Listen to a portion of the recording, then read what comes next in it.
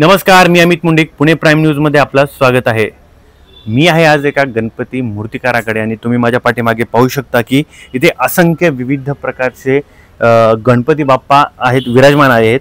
गणपती बाप्पा मोरया या गजरात अवघा महाराष्ट्र न्हालेला असताना या उत्सवाच्या केंद्रस्थानी असलेला हा एक सुंदर आणि भावस्पर्शी मूर्ती आणि त्या मूर्तीला घडवणारा एक हळवा कलाकार, आज आपण त्यांच्याशी भेट घेणार आहोत आणि अशाच एका मूर्तिकाराला त्यांच्या हातातून घडलेल्या गणरायाच्या हजारो मूर्त्या घरामध्ये आनंद आणि श्रद्धा घेऊन जातात। तर आज आपण त्या मूर्तिकारांशी एकंदरीत आपण चर्चा करूया की कशा प्रकारे मूर्ती सजावट केली जाते, कशा प्रकारे मूर्ती बनवली जाते। आणि त्यांचं नाव आहे श्रीकांत शिंदे म्हणून। दादा, काय सांगाल एकंदरीत की यावर्षीचे बाप्पा म्हणजे बाप्पांच्या प्राइस मध्ये काही वाढ झालेली आहे का? ह्या वर्षीच्या ह्याच्यामध्ये प्राइस नक्कीच वाढली 10%, कारण की नाही कामगारांचे पगार आणि साधारणचा कच्चा माल याच्यामध्ये थोडीशी वाढ झाल्यामुळे 10% वाढ झालेली आहे। अच्छा दादा, एकंदरीत तुम्हाला ही प्रेरणा कुठून मिळाली की बाप्पांची मूर्ती तयार करण्यासाठी? बाप्पांची मूर्तीची प्रेरणा आमचा आजोबांपासूनचा हा गणपतीचा कारखाना आहे। आजोबा, वडील आणि आम्ही आता तिसरी पिढी आमची की गणपती कारखान्यामध्ये आम्ही आहे। अच्छा, आणि एकंदरीत आता मूर्ती तयार करताना तुम्ही पारंपरिक शैली किंवा पारंपरिक त्यांचे जे पोशाख वगैरे जे आहेत तर त्याची जोपासना कशी करता? ह्या वर्षीची जास्तीत जास्त मागणी आहे की मूर्तीला सजावट साडी, शारदा गणपतीला धोतर, दागिने, फेटा यांची जास्त मागणी वाढली। असं का? बरं, आता एकंदरीत एखादी मूर्ती तयार करण्यासाठी किती वेळ लागतो? साधारण कसं असतं, गच्ची मूर्ती झाल्यानंतर त्याला एक 7 ते 8 दिवस वाळायला लागतात। तिथनं पुढं फिनिशिंग या गोष्टीचं प्रोसेस असते। एक साधारण 15-20 दिवस लागतात पक्की मूर्ती होण्यासाठी। मग बॉडी कलर, प्रत्येक गोष्टीला वेगवेगळ्या टायमिंगला गणपतीचं काम हळूहळू प्रोसेसने चालू राहते। अच्छा, बरं, दरवर्षी डिझाईनमध्ये मूर्तीच्या काय फरक असतो का? मूर्त्यांचे नक्कीच आपल्या पुण्यातले मानाचे 5 गणपती जास्त मागणी पुण्यामध्ये, बाकीचं मग वेगवेगळ्या डिझाईन तर दरवर्षी येतच राहतात आपल्याकडे। अच्छा, बरं दादा, आता एकंदरीत तुमचं आता हे सध्या रंगरंगोटीचं काम सध्या सुरू आहे। याला कलर कोणते नेमके वापरले जातात? याला कलर शक्यतो मॅट फिनिशचे जास्त मागणी आहे, अजून ग्लॉसी बॉडी कलर म्हणजे यांची जास्त मागणी असते आपल्याकडे। अच्छा, आणि एकंदरीत एका मूर्तीची साधारणतः किंमत कशी ठरते?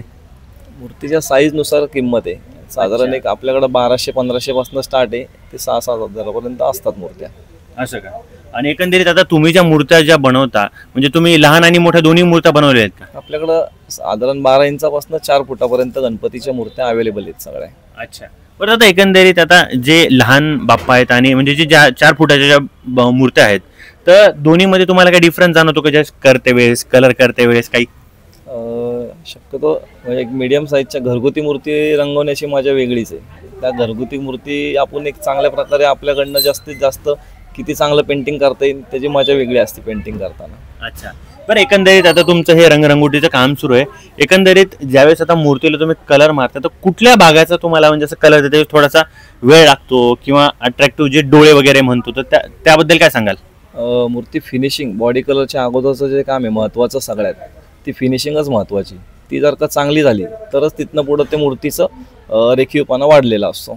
अच्छा, बरं, एकंदरीत आता तुम्ही म्हणता की ही तुमच्या 2 पिढ्यापासून तुम्ही मूर्ती बनवताय, तर एखादा असा काही गोष्टी आहेत का ज्या तुमच्या वडिलोपार्जित म्हणजे तुमच्याकडे आलेल्या आहेत, असा काही एखादा अनुभव?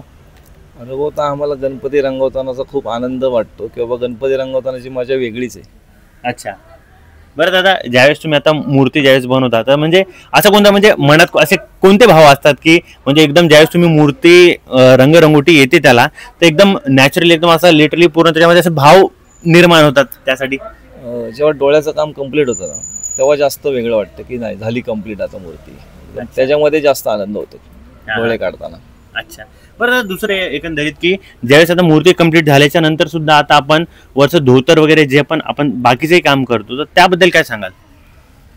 आता सध्या काय झालंय, आपण धोतर पेंटिंग वगैरे तर करून झालेलीच आहे, पण त्याच्यानंतर परत ॲडिशनल आता लोकांचं म्हणणं आहे की आम्हाला ड्रेपरी करून कंप्लीट द्या, ड्रेपरीची मागणी जास्त झालेली। अच्छा, आणि तुम्ही एक काहीतरी बोलत होता की यावर्षी गणपती सोबत तुमच्याकडनं काहीतरी असणार आहे? हो, यावर्षी आमच्याकडनं गणपती बाप्पाला प्रसाद म्हणून म्हणजे छोटा गणपती 5 मोदक उकडीचे आणि जर का मोठा गणपती घेतला तर 11 मोदक उकडीचे आपल्याकडनं श्री आर्ट्स तर्फे आहेत. अच्छा. आणि एकंदरीत आता तुम्ही ही कला जोपासून किती वर्ष झाले तुम्हाला?